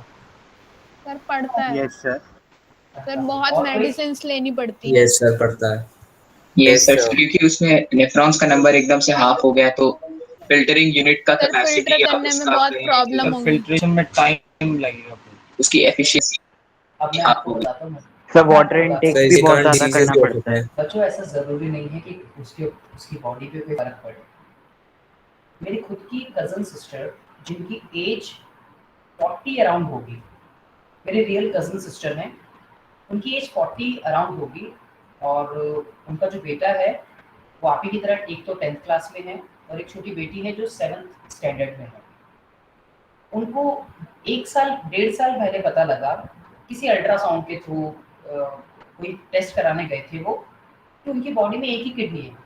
इवन उनको अपने 38 साल के करियर में कभी पता ही नहीं लगा, अपने 38 साल के उस लाइफ स्पैन में पता ही नहीं लगा और कभी फील नहीं हुआ कि उनकी बॉडी में एक किडनी है, by mistake. And she laughed, यार एक किडनी आज तक मेरी बॉडी में, और एकदम फिट है, कोई प्रॉब्लम नहीं है, अच्छा खासा नमक खाती है, खूब अच्छा खासा, खूब अच्छे से चीनी खाती है, कोई प्रॉब्लम नहीं है, खूब मस्त रहती है एकदम, कुछ भी दिक्कत नहीं है, सिंगल प्रॉब्लम नहीं है। लेकिन जब उन्होंने टेस्ट कराया, उसके बाद डॉक्टर से जब उन्होंने डिस्कस किया तो डॉक्टर भी शॉक थे कि आज तक आपको पता ही नहीं लगा, इवन आपकी 2 डिलीवरीज हो गई हैं तब भी नहीं पता लगा। भाई नहीं पता लगा, जांच में नहीं आया सामने या किसी ने ध्यान नहीं दिया, तो एक्सीडेंटली उनको पता लगा कि she suffered from the renal agenesis, but she is completely fit. तो ऐसा जरूरी नहीं है, उनके केस को देखते हुए मुझे पता लगा कि ऐसा जरूरी नहीं है कि अगर कोई इंडिविजुअल रेनल एजेनेसिस से सफर्ड है, हाँ अगर मान लो वही इंडिविजुअल बहुत ज्यादा अल्कोहलिक हो जाए या बहुत ज्यादा एक्सेस अमाउंट में स्मोकिंग करने लगे या एक्सेस सॉल्ट लेने लगे बहुत ज्यादा अमाउंट में, तब शायद उनको दिक्कत हो।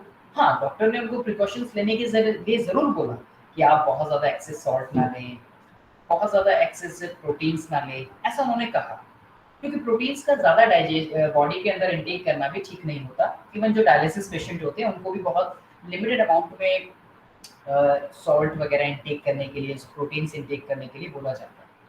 तो ये बात, ये सिर्फ मिथ्स हैं बच्चों, बहुत सी मिथ्स के साथ हम लोग जीते हैं। Yes sir. सर हमारे क्योंकि आस हमारी एक किडनी एक वक्त एक ही टाइम पे एक किडनी काम करती है, तो सर ये हो सकता है कि उनकी एक किडनी काफी सही काम तो कर रही है। उनके लिए ना इवन बच्चों इसके साथ साथ बहुत जरूरी होता है साइकोलॉजिकल फैक्टर्स। क्या ये बात आप लोग जानते हो नहीं जानते, समझते हो नहीं मानते? Yes sir.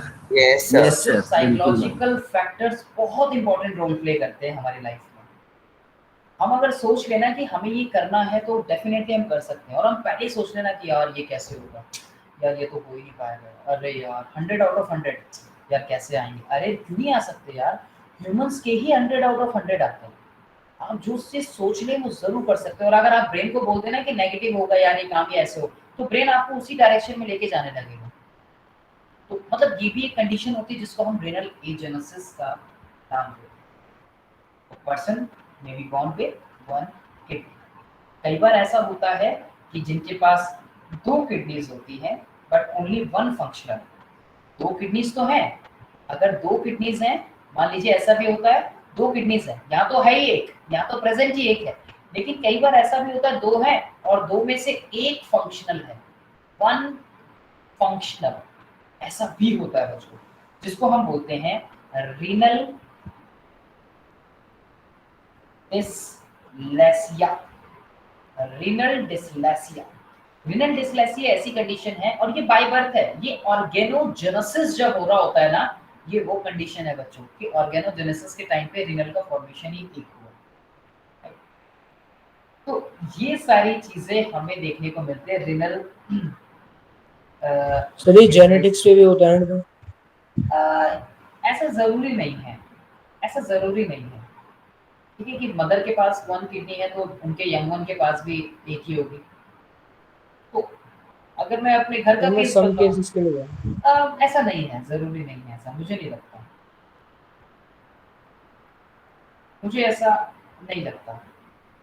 बाकी अगर देखो होता हो तो कुछ कह नहीं सकता कि 10 में से कोई एक केस निकल जाए, 100 में से कोई एक निकल जाए, तो वो अलग चीज़ है। देखो, लेकिन मैंने आज तक कोई ये चीज़ पढ़ी नहीं, ना कभी मैंने सुना कभी कि अगर किसी को एक किडनी है, क्योंकि वो कम्प्लीटली जो डिपेंडेंट है वो ऑर्गेनोजेनेसिस पे है, और ऑर्गेनोजेनेसिस का उससे मतलब कोई है ही नहीं। किडनीज आपकी मेसोडर्मल ओरिजिन होती है और मेसोडर्म उसके पास भी होगी, तो मेसोडर्म उसकी किस तरह से ब्रेक करेगी और नए नए जो लेयर्स बनाएगी, नई जो सेल्स बनाएगी, वो कम्प्लीटली डिफरेंट है, अलग है। ठीक है, तो ये हमें पता होना चाहिए। Is that clear? Yes sir. Yes sir. ठीक है, तो क्या आप लोग एक्टोपिक किडनीज के बारे में जानते हैं कोई?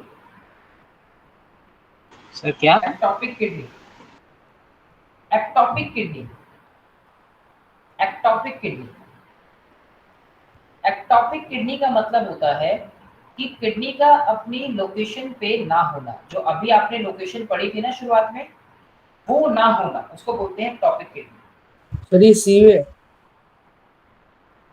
हाँ बेटा? सर ये ई के बाद आपने सी लिखा है। नहीं नहीं नहीं नहीं नहीं, एक्टोपिक किडनी मतलब कि किडनीज का अपनी लोकेशन पे ना होना। सर मतलब यूजुअली जहाँ पर होता है उस लोकेशन में। हाँ हाँ हाँ हाँ हाँ, यस सर। या तो उससे बिलो होगी एक्चुअल पोजीशन से, जो भी उसकी एक्चुअल पोजीशन होगी, या तो वो उससे अबव होगी या फिर उससे बिलो होगी, कैसे भी हो सकती है। जो होनी चाहिए एवरेज ह्यूमन में जो होती है वो ऐसी नहीं हो। हाँ हाँ, जो नॉर्मल इंडिविजुअल तो होते सर हैं इससे कुछ फर्क पड़ता है? ऐसे में बहुत ज्यादा नहीं, फंक्शनिंग तो बिल्कुल ठीक होती है। ऑपोजिट साइड हो सकती है और बिलो हो सकती है, अबव हो सकती है पोजीशन, उसकी नॉर्मल पोजीशन यूरिनरी ट्रैक के पास हो सकती है, ठीक इस तरह से। कॉजेस तो उसकी वैसे हमें बहुत ज्यादा कोई देखने को नहीं मिलते, ठीक है, बहुत प्रॉब्लम क्रिएट नहीं करती। मतलब सर किडनी में प्रॉब्लम आने से ह्यूमन की लाइफ में ज़्यादा जो फर्क है वो नहीं पड़ता है, अगर एक किडनी नहीं है या फिर एक किडनी फंक्शन नहीं है या फिर हाँ देखो, हाँ ये चीज तो है, लेकिन जब तक ये बॉडी टू बॉडी भी वेरी करता है बेटा। Yes sir. ये बॉडी टू बॉडी भी वेरी करता है, ये चीज ध्यान रखिएगा। Yes sir. ठीक है, तो मैं आपको एक वीडियो दिखाने जा रहा हूँ।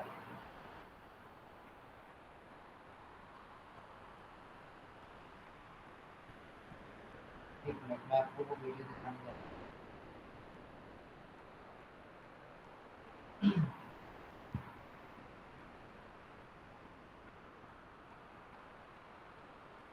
इसमें हम हीमोडायलिसिस के बारे में आपको बताया था ना। हीमोडायलिसिस का मतलब आर्टिफिशियल वे, रीनल फ्री। Yes sir. तो हमें Yes, देखते sir. हैं एक प्रोसेस के थ्रू, ये चीज तो आप लोग जानते होंगे सभी, मुझे ऐसा लगता है। और हम एक देखते हैं कि आप लोग को स्क्रीन तो शो हो रही है ना बच्चों? Yes sir. ठीक है, जरा समझते हैं कि यहाँ पर हमें क्या देखने को मिलेगा इस वीडियो में। ठीक है जी, मैं 1 मिनट लूंगा आप लोगों का, और उसके बाद जो है मैं आपको इसको दिखाता हूँ।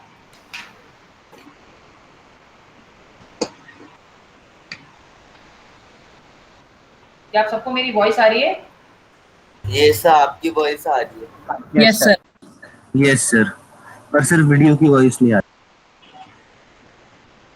Yes sir. अभी आपको वीडियो की वॉइस आए तो मुझे बताना, ना आए तो बताना। वीडियो की वॉइस क्लियर है? No sir. No sir. No sir, नहीं आ रही। कैप्शन डाउन कर दीजिए। क्या कर दूं बेटा? सर वो प्रेजेंट करते समय एक ऑप्शन आएगा सर कि मतलब जो प्रेजेंट कर रहे हैं उसकी भी ऑडियो चाहिए कि नहीं। कहाँ पे आएगा? जो थर्ड मेथड है सर उस पे क्लिक कर दीजिए। 1 मिनट। सारा टैब करके ऑप्शन आता है ना, बेस्ट फॉर वीडियो और एनिमेशन करके। टैब आ गया बेटा, ये रहा। ये भी आपका ऑप्शन जो फॉर मीट की द, विंडो है। कौन सी वाली वीडियो? सर गूगल में शेयर ऑप्शन के बटन पे क्लिक करके टैब वाले बटन पे क्लिक करो। यस सर, और उसके बाद इंक्लूड कंप्यूटर साउंड पर क्लिक करना। देखो शेयरिंग तो मैंने कर दिया पहले, जैसे ऑल टैप किया मैंने। ऑल टैप करने के बाद हमारी ये स्लाइड्स आ गई सारी। ये तो हमारी वो स्लाइड हो गई, हमारी दूसरी स्लाइड हो गई, और यहाँ पे सर दोबारा गूगल मीट पे जाना पड़ेगा। यस दोबारा सर। गूगल मीट पे जाना पड़ेगा, ठीक है। Yes sir.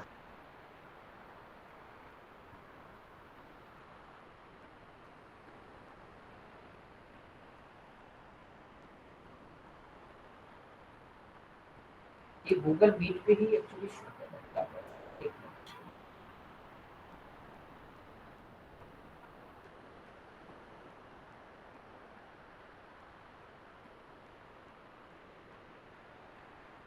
सर सर वो स्टॉप इसकी शेयरिंग। स्मॉल टैब में होगी ना क्या बेटा? सर? वीडियो को सर हटाना पड़ेगा थोड़ी देर के लिए। यस जब फुल स्क्रीन पे है ना तो सर क्रोम के टैब नहीं दिखेंगे।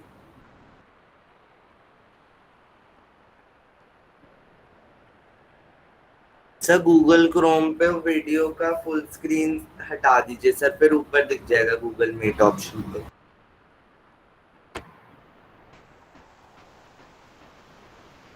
यस सर, यहाँ से आप फुल स्क्रीन ऑफ करिए।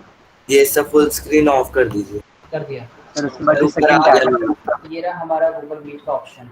यस सर, यहाँ पे जो प्रेजेंट स्क्रीन आता है ये रहा ना उसके बाद सर और टैब वाला बटन है सर, उस पर क्लिक करिएगा।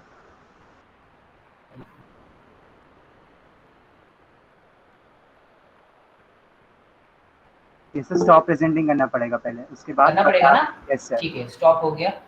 अब उसके बाद सर अब जो टैब शेयर वाला पे है। यस सर, उसके बाद सर थर्ड बटन जो है ना, टैब बेस्ट वीडियो ये वाला sir. Okay okay okay sir उस पे क्लिक करना पड़ेगा जिससे ऑडियो भी आए।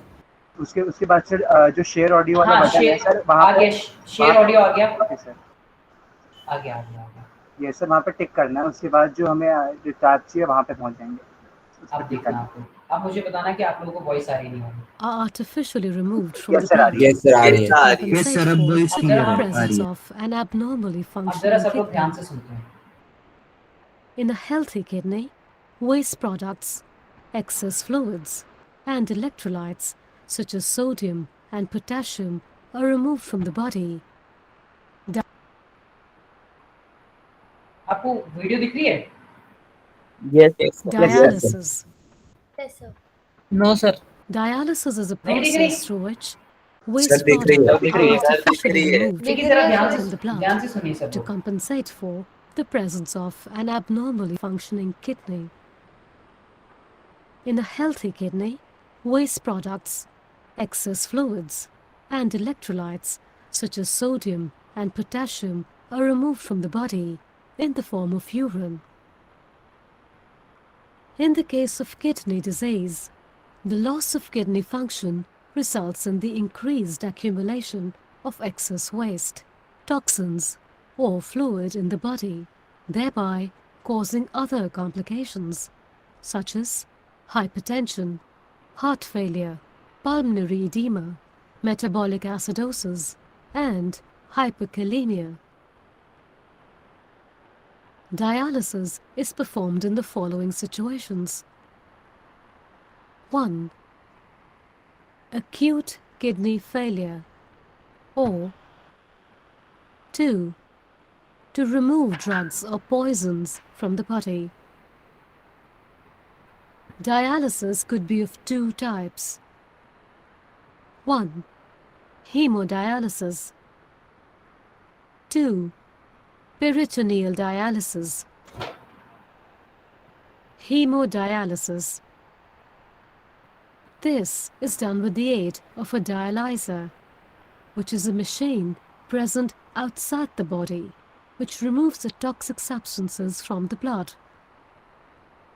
A vascular access site is created by first numbing the area with local anesthesia and creating an arteriovenous graft by connecting one of the arteries with a vein with the help of a plastic tube,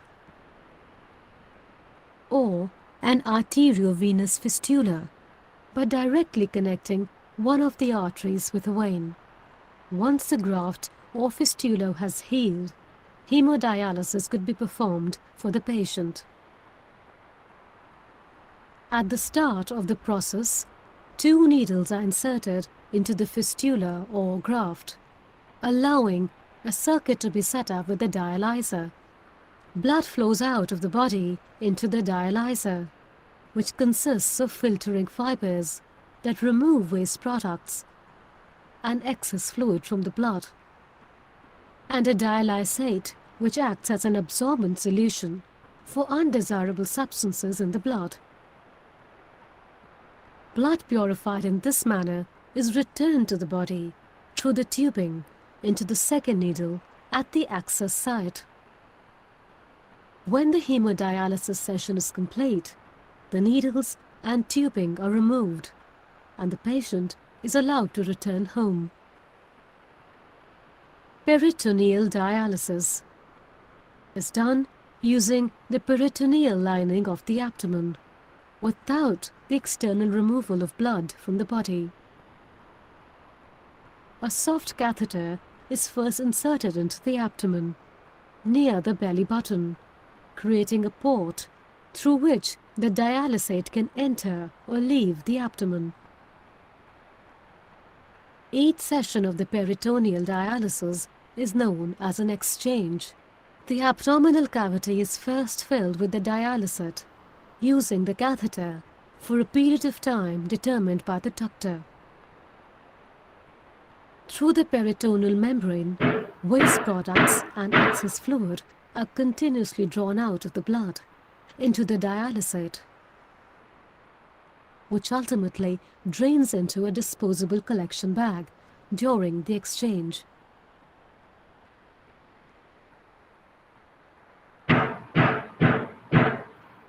India's biggest fashion sale is back. Myntra end of season sale, 3rd to 8 July. Download now. मुझे कुछ इस तरह से हमें dialysis जो है वो process देखने को मिलती है। सर मुझे haemodialysis Hi, my name is Dr. समझ आ Mike गया सर, Evans, तो and sir this type is a बताया quick मुझे overview sir. for people with kidneys that are हाँ, एक failing. Minute. We need some insight into the हाँ, क्या कहा बेटा? सर हीमोडायलिसिस तो समझ में आ गया, लेकिन सर जो दूसरा टाइप बताया था पेरिटोनियल डायलिसिस भी एक होता है। हाँ, पेरिटोनियल डायलिसिस में मतलब वो जो रीजन उन्होंने दिखाया ना एब्डोमेन का, वहां से रिमूव किया जाता है वेस्ट प्रोडक्ट को ब्लड से। जब किडनीज जब भी अब वो भी सेम वही है कि किडनी अपनी एडिक्वेटली जॉब अपना परफॉर्म नहीं कर रही लॉन्गर, तो ये डिफरेंट वे है। और एक मोर कॉमन सर कौन से ज्यादा बेटर वे? हीमोडायलिसिस ज्यादा कॉमन है जो पूरे वर्ल्ड वाइड यूज किया जाता है। ओके, हीमोडायलिसिस, पेरिटोनियल नहीं। Yes sir. ये भी एक टाइप है और बेसिकली वहाँ से भी एक्सचेंज किया जा रहा है ब्लड को, एक्सेस फ्लूइड को निकाला जा रहा है, लेकिन मोस्ट कॉमन जो है वो आपका हीमोडायलिसिस ही। आई होप कि आपको जो डायलिसिस की प्रोसेस है वो समझ आई हो इस छोटे से डायग्राम से कि किस तरह फिस्टुला को एक लगाया जाता है और ब्लड को बॉडी से फिल्टर आउट करके बाहर निकाल के एक डायलाइजर की हेल्प से फिल्टर करके बॉडी में वापस से भेजा जाता है। सो आई होप कि आप सभी ने वीडियो को थोड़ा सा एंजॉय किया हो। समझ आया बच्चों प्रोसेस? Yes yes sir.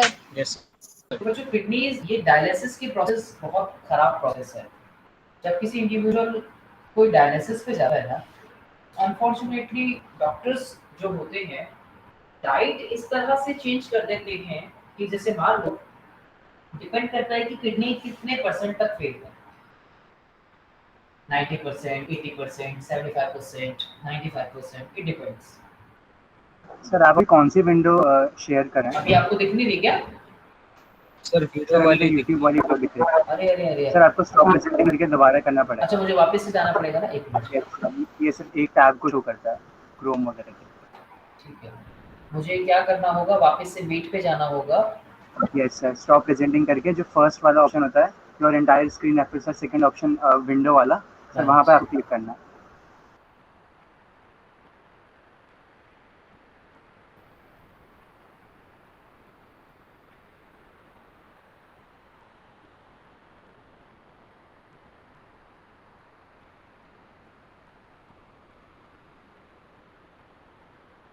अभी ठीक है? Yes sir. Yes sir. तो मैं वही बता रहा था कि जो डायलिसिस की जो प्रोसेसिंग है, जो इंडिविजुअल होते हैं बहुत लिमिटेड अमाउंट में डाइट इनको लेनी पड़ती है। बहुत ज़्यादा एक्सेस प्रोटीन्स नहीं ले सकते, एक्सेस वाटर नहीं पी सकते और एक्सेस सॉल्ट्स नहीं ले सकते। क्या आप लोग जानते हो कि कई बार ऐसी कंडीशन आ जाती है डायलिसिस पेशेंट्स के लिए कि डॉक्टर्स ये तक कह देते हैं कि आज पूरे दिन आपको सिर्फ आधा लीटर पानी पीना है, पूरा दिन में सिर्फ आधा लीटर पानी। आपको दालें नहीं खानी, आपको इतने ज़्यादा वो वेजेस नहीं खाने जिसमें आपका बहुत एक्सेस प्रोटीन प्रेजेंट होता है, क्योंकि आपकी बॉडी प्रोटीन डाइजेस्ट नहीं कर रही, आपकी बॉडी एक्सेस वाटर नहीं कर सकती है अलाउ। कई बार तो ऐसा होता है कि डॉक्टर इतना तक कहते हैं कि आज आपका डायलिसिस होना है तो आपको सिर्फ अपने जो सिर्फ कॉटन से अपने लिप्स को गीला कर लो जिससे कि वो ड्राई ना रहे। ऐसी ऐसी इतनी ज़्यादा एक क्रिटिकल कंडीशंस होती हैं कि आपको पानी लेना ही नहीं है आज को, आज आपका इतना टाइम निकल गया था, आज आपको पानी ही नहीं पीना, राइट। तो इतना खतरनाक है डायलिसिस की प्रोसेस। किडनीज एक बार खराब हो जाए तो उसको हम ठीक नहीं कर सकते, ट्रांसप्लांटेशन की अलग कंडीशन। तो यही एक ऑप्शन बचता है जिससे पेशेंट कुछ समय के लिए बच सकता है। ये ऐसी कंडीशन है डायलिसिस किडनी सर ये वाला प्रोसेस कितना फ्रीक्वेंटली होता है, मतलब हर रोज? इट डिपेंड्स कि वीक में एक बार, मैंने कहा ना कि it completely depends on the failure of the kidney. Sir kidney कितने कितना परसेंट परसेंट फेलियर हुआ है उससे डिपेंड करेगा। इट डिपेंड्स कंप्लीटली कि आपको वीक में 2 बार डायलिसिस करना है, वीक में 3 बार करना है, और या 10 दिन में एक बार आपको करना है। किडनी कितना रिस्पॉन्स कर रही है आपका, उसके ऊपर डिपेंड करना। किडनी सपोज किसी की 98% फेल है, 95% फेल है, तो उसको तो भाई बहुत ज़्यादा और फ्रीक्वेंट डायलिसिस की ज़रूरत पड़ेगी। बॉडी में निडल्स लग लग के इतने छेद हो जाते हैं कि यही नहीं समझ आता कि अब छेद कहाँ करें, फिस्टूला कहाँ लगाएं। इतनी ज़्यादा कट्स लग जाते हैं बॉडी में कि यही नहीं समझ आता कि अब अगला छेद बॉडी में, अगला फिस्टूला कहाँ पे सर लगाएं। जहाँ पर एक बार छेद करा वही दोबारा नहीं लगा सकते? आप सोचिए ना, अगर आप एक बार कहीं इंजेक्शन लगवा के आए हैं, छोटी सी बात बता रहा हूँ, आपने यहाँ पे इंजेक्शन लगाया, क्या आप 2 दिन बाद जाके वापस वहीं पे इंजेक्शन लगवा सकते हैं? नो सर, बहुत सोचिए। सर जैसे ग्लूकोज की ड्रिप के लिए सर एक ही बार सर लगा देते हैं, तो सर ड्रिप वैसे अलग नहीं है कर ना, सकते? यहाँ फिस्टूला अलग है, ये कट लगता है पूरी तरह से, ये अलग है, वो फिर बढ़ गया, वो बंद हो जाता है, यहाँ पे फिर टेप लग गई, बंद हो गया। कई बार निशान इतने हो जाते हैं यहाँ पे कि एक जगह नहीं, कई बार बार बार फिस्टूला अगर एक बार जहाँ फिट कर दिया, जब किसी को पता है कि हमें, कई बार ऐसा होता है, सुनो, कि अगर हमने एक जगह फिट कर दिया जैसे फिस्टूला को, ठीक है, तो कई बार अब हमें पता है कि इनकी जो वापस से 3 दिन बाद दोबारा से आफ्टर 3 डेज जो है दोबारा हमें देखने को मिलेगा, तब उस कंडीशन में क्या करते हैं कि इसको हटाया और वापस से वहीं लगाते हैं। लेकिन कई बार ऐसा भी होता है कि जब बार बार डायलिसिस चलती रहती है तो एक एंड से बंद करके दूसरी जगह से करनी पड़ती है। फिर जब लॉन्ग टाइम तक चलता रहता है तो यहाँ से बंद करके यहाँ से करनी पड़ती है, फिर यहाँ से बंद करके फिर कहीं और से करनी पड़ती है। इस तरह से बता रहा हूँ मैं आपको, ये चीज़ समझ आई? यस यस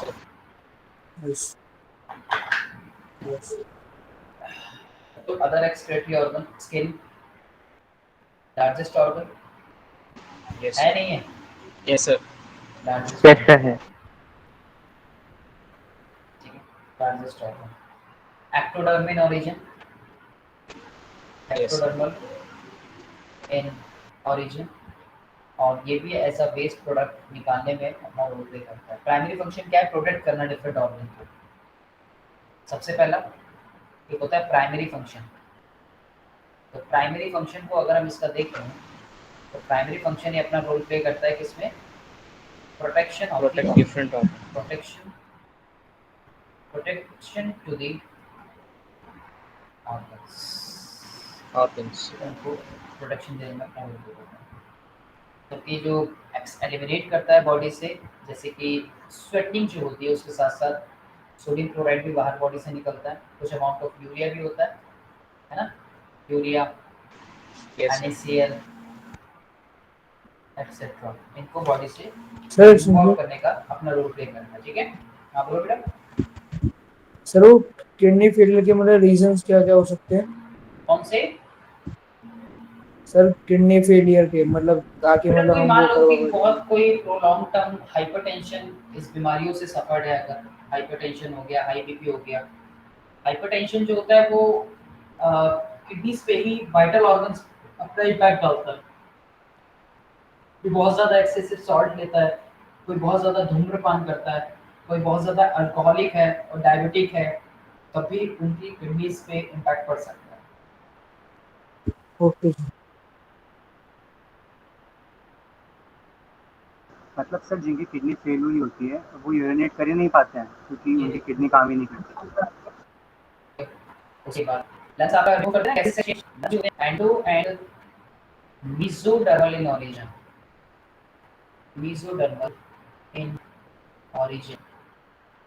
ठीक है, इसमें गैसेस एक्सचेंज में करते हैं ना, ऑक्सीजन इन करना, एक्सपेल करना कार्बन डाइऑक्साइड को, यस सर। है ना। और उसी के साथ साथ कुछ वाटर वेपर भी जो है बॉडी से एक्सक्रीट आउट करते हैं, करते नहीं करते? Yes sir. ठीक है, Yes, तो sir. गैसेस जैसे होते हैं, ठीक है। And some amount of water vapour, water बच्चों लीवर होता है, this is largest gland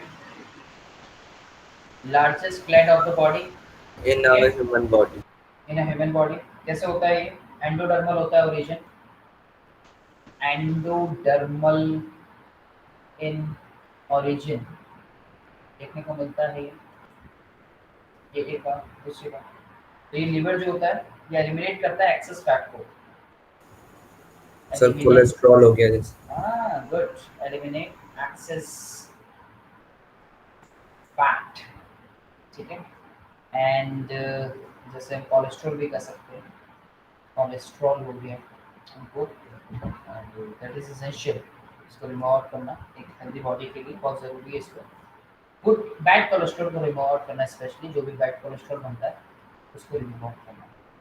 hormones हो गए और नहीं सॉरी जो फैट्स हो गए, और जो भी आपके जो ज़्यादा ड्रग्स वगैरह होते हैं वो जब मेटाबॉलिक प्रोसेस से ब्रेक डाउन होता है उनका, तो लीवर उसमें अपना इंपॉर्टेंट रोल प्ले करता है, ठीक है। तो लीवर भी मेटाबॉलिक वेस्ट में रिमूव आउट करने में अपना रोल प्ले करता है, right.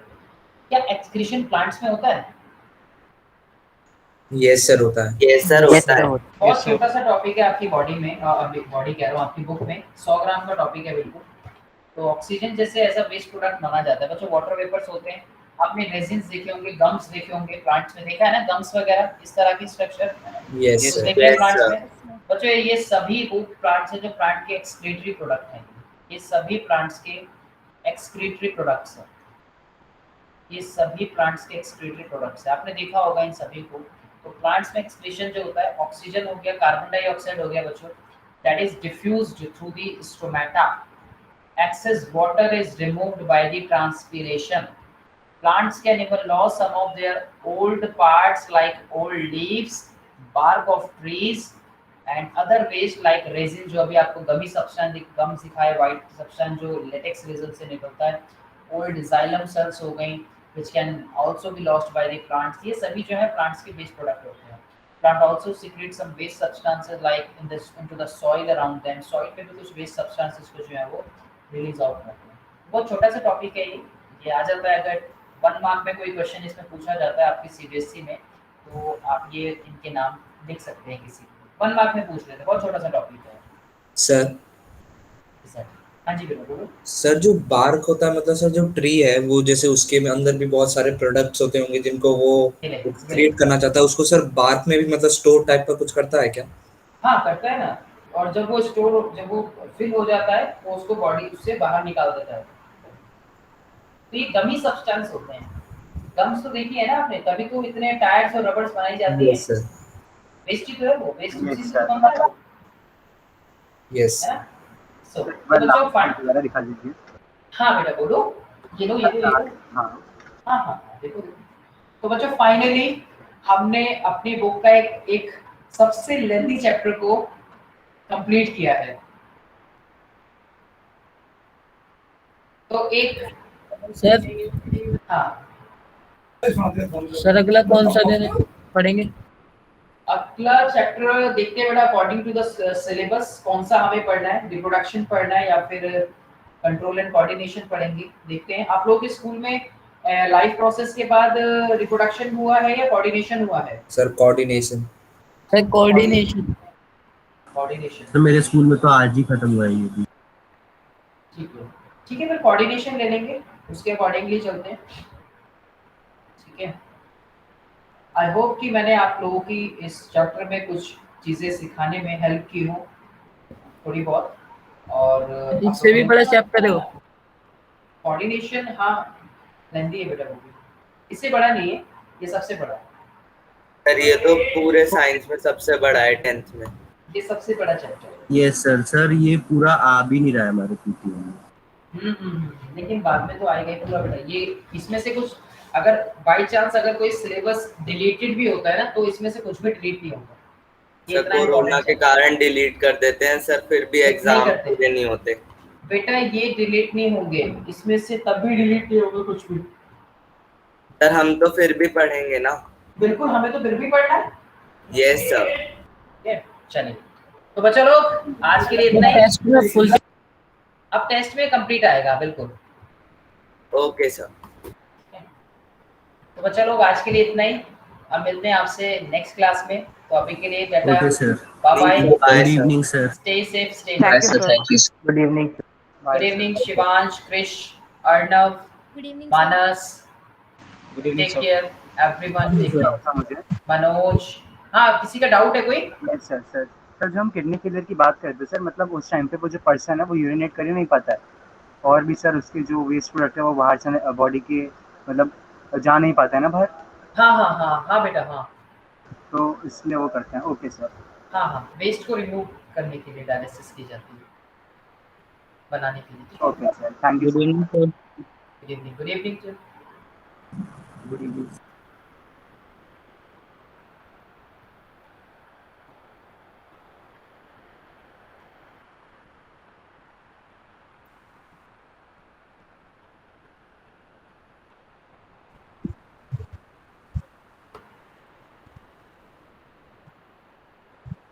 Good evening sir. Bye sir.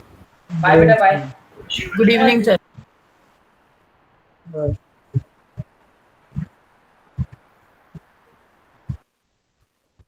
Bye everyone.